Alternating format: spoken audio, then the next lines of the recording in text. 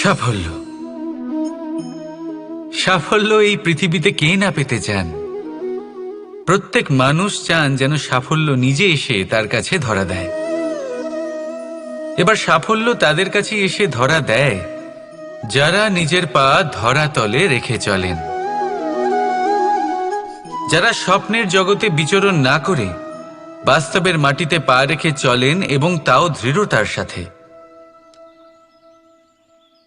সাফল্য তারা পান না যারা বাড়িতে বসে বসে শুধু স্বপ্ন দেখেন। সাফল্য নিজে থেকে তাদের কাছেই আসে যারা নিরন্তর চেষ্টা করেন, যারা পরিশ্রম করেন আর নিজের এই জীবনকে অন্যের কাছে সফল করে দেখান। তাহলে সিদ্ধান্ত হলো আপনার। সফল সবাই হতে চান, স্বপ্ন সবাই সার্থক করতে চান। স্বপ্ন তখনই সার্থক হয় যখন পরিশ্রম করবেন, আর সাফল্য তখনই আপনার সাথে থাকবে যতক্ষণ আপনি বিনম্র থাকবেন। তাহলে আসুন আমার সাথে ভালোবেসে বলুন, রাধা রাধা। কিছু মানুষ এরকম ভেবে থাকেন যে পরিশ্রম করার দরকারটাই বা কি? এই প্রকৃতি আমাদের সবকিছু দিয়েছে, জন্ম দিয়েছে, জীবন দিয়েছে। এই প্রকৃতিই আমাদের পালন পোষণও করে নেবে। এবার আপনি বলুন, কখনো দেখেছেন সিংহকে কারোর সেবা করতে? দেখেননি তো?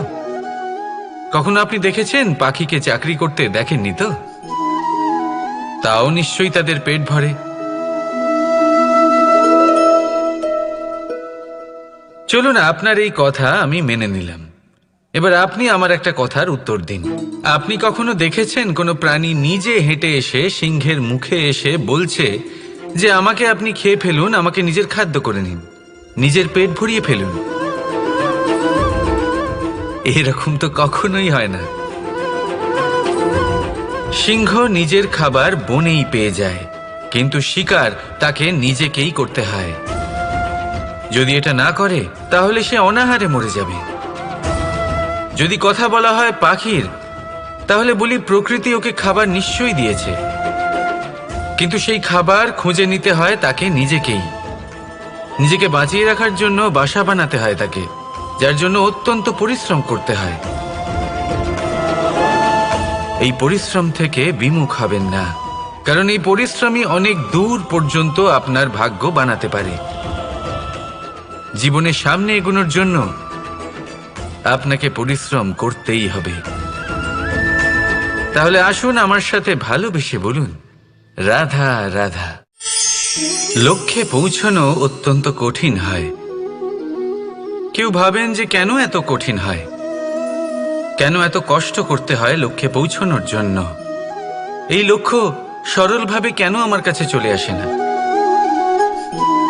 চলুন আপনাকে একটা কথা বলি, যদি আপনার লক্ষ্য কঠিন না হয় তাহলে তাকে পাওয়া আপনার পক্ষে অসম্ভব হয়ে উঠবে। লক্ষ্যে পৌঁছানোর এই রাস্তায় আপনি যে কড়া রোদের সম্মুখীন হন, যার থেকে আপনি দূরে পালাতে চান, সেই রোদ আপনাকে প্রেরণা যোগায় যে আপনি এগোতে থাকুন। ভাবুন, একজন যাত্রী যে কিনা নিজের লক্ষ্যের দিকে যাচ্ছেন, সেই পথে উনি যদি একটু ছায়া পেয়ে যান আর উনি ওখানে বিশ্রাম নেন, তাহলে তার সাথে তার ভাগ্য গভীর নিদ্রায় সেখানে বিলীন হয়ে যায়।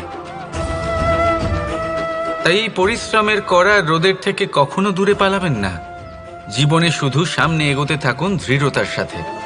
আর লক্ষ্য সরল হোক, কঠিন হোক বা অত্যাধিক কঠিন হোক, একটা কথা মনে রাখবেন, যে জীবনের লক্ষ্যে পৌঁছতে পেরেছে সে লক্ষ্য প্রাপ্তির জন্য আফসোস কখনোই করে না। রাধা রাধা।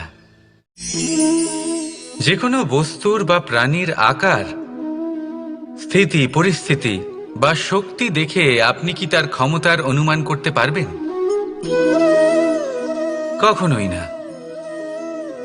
আসুন আমি আপনাকে উদাহরণ দিই একটা তলোয়ারের। সেই তলোয়ার যার দ্বারা আপনি অনেক বড় বড় যুদ্ধ জেতেন, বড় বড় রাজাদের পরাস্ত করতে পারেন। এবার আপনি যদি এই তলোয়ার কাউকে দেখিয়ে তার থেকে তার বস্ত্র ছিনিয়ে নেন, তাহলে দেখবেন যখন সেই বস্ত্র ছিঁড়ে যায় তখন একটা ছোট্ট সূচি চমৎকার করতে পারে। তখন এই তলোয়ার কোনো কাজে লাগবে না। সেইভাবেই একটা মাছ কখনো বনে গিয়ে শিকার করতে পারে না, আর সেইভাবেই সিংহ জলের রাজা হতে পারে না। প্রত্যেকের নিজের নিজের দুর্বলতা রয়েছে, প্রত্যেকের নিজের নিজের শক্তি রয়েছে। আর এই প্রকৃতি সবাইকে এইভাবেই বানিয়েছে যে প্রত্যেকের মধ্যে কোনো না কোনো বিশেষ গুণ অবশ্যই থাকে। তাই যদি আপনি নিজের মধ্যে বা অন্যদের মধ্যে শুধুই দোষ দেখতে পান, তাহলে একটু ওপর থেকে দেখুন। সবার মধ্যে বিশেষ গুণ খুঁজে দেখতে শুরু করুন। আপনি বুঝবেন আপনি নিজেও কত বিশেষ আর অন্যরাও কত বিশেষ। আপনি বুঝবেন এই সংসার, এই প্রকৃতি হলো কতটা বিশেষ। তাহলে আসুন আমার সাথে ভালোবেসে বলুন, রাধা রাধা। জলরাশির সাথে আমার প্রেম চিরন্তনের। তা সে মথুরার যমুনা নদীই হোক বা দ্বারকার সমুদ্রই হোক। সমুদ্রের ধারে চলতে চলতে যখন সেই কোমল ঢেউ পা ছুঁয়ে যায়, আহা, ক্লান্তি যেন দূর হয়ে যায়। আমাদের মধ্যে একটা শক্তির জন্ম দেয়, মনকে উৎফুল্ল করে তোলে। সেই ঢেউয়ের বিষয় কি আপনারা কখনো ভেবেছেন? এই ঢেউই যখন তটে আসে, ছোট পাথরের সাথে ধাক্কা খেয়ে বিক্ষিপ্ত হয়ে যায়। আর এমন এক সময়ও আসে যখন এই ঢেউই এত ভয়ঙ্কর হয়ে ওঠে যে সবকিছু ধ্বংস করে দেয়, সবকিছু নষ্ট করে দেয়। এর একটা সারমর্ম রয়েছে, একটা অত্যন্ত গুরুত্বপূর্ণ শিক্ষা রয়েছে, যে কখনো কাউকে দুর্বল মনে করবেন না, কখনো না। কারণ এই দুর্বলতা যখন তার প্রকৃত শক্তির রূপ দেখায়, প্রবল বিনাশ সৃষ্টি করে। তাই কারোর বিনম্রতার, কারোর কোমলতার সর্বদা সম্মান করতে শিখুন। রাধা রাধা। লক্ষ্য, পথ আর সাফল্য, এই তিনটেই একে অপরের সাথে জড়িত। কিন্তু অনেকবার মানুষ এদের ঠিকভাবে বুঝতে পারেন না। তারা ভাবেন যে যেরকম লক্ষ্য হবে সেরকমই পথ হবে। সেই মতোই লক্ষ্য কঠিন হলে পথ কঠিন হবে, লক্ষ্য সরল হলে পথও সরল হবে। যদি আপনাকে আসল সত্যের সাথে অবগত করাই, তাহলে দেখবেন সবকিছুই এর উল্টো। লক্ষ্য নিজের পথ বানায় না, পথ সেটাই যেটা আপনি স্বয়ং নির্বাচন করে আপনি নিজে বানান। সেই অনুসারেই আপনি আপনার লক্ষ্যে পৌঁছতে পারবেন। সেই জন্য জীবনে যখনই লক্ষ্যে পৌঁছানোর পথের বিষয়ে আপনি কোনো সিদ্ধান্ত নেবেন, তাহলে তা ভেবে চিন্তে নেবেন। কারণ এই পথ অত্যন্ত গুরুত্বপূর্ণ। পথ যদি শুভ হয়, তাহলে লক্ষ্য আপনা থেকেই শুভ হয়ে যায়। তাহলে আসুন আমার সাথে ভালোবেসে বলুন, রাধা রাধা।